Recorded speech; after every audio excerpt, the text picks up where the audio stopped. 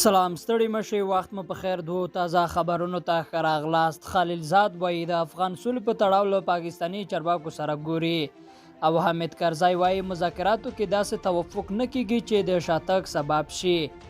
د افغان سولې لپاره د امریکا د بهرنیو چارو وزارت ځانګړی استازی زلمي خلیلزاد پاکستان ته ځي. د راپورونو له مخې هغه به نن له دوحې اسلام آباد ته لاړ شي څو له پاکستاني چارواکو سره د سولې پر روانو خبرو بحثونه ولري. هغه به همداراز له پاکستان نه وغواړي چې د افغانستان د سولې له بهیر سره خپل همکارۍ ډېرې کړي او ترڅنګ یې طالبان ورباندې او د تاوتریخوالي کموالي ته وهڅوي. په دې اړه نور جزئیات نه دي ورکړل شوي. خلیلزاد په دوحه کې له خبریالانو سره ویلي چې بین الافغاني مذاکرات د افغانانو لپاره تر ټولو ښه زیری دی او تمه لري چې دلته روانه جګړه د خبرو له لارې ختمه کړل شي. پخوانی ولسمشر حامد کرزی وایي د افغان حکومت مذاکراتي ټیم به د میرمنو پر حقوقو هیڅ ډول معاملې ته تیار نشي. حامد کرزی له بلومبروک سره په وروستۍ مرکه کې په سوله کې وروستیو پرمختګونو ته هیلهمندي ښودلې او په خبره یې په دې تمه دی چې روانه جګړه ژر تر ژره د خبرو له لارې حل شي.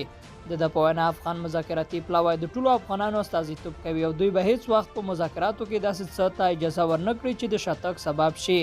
هغه د میرمنو د زده کړو پر حق غږېدلی په وینا یې اجازه نه ورکوي چې له افغان نجونو د تعلیم او زده کړو حق واخیستل شي او د دوی لاسته راوړنې له خطر سره مخ شي. لیدونکو له ملته مننه. ښه وختونه.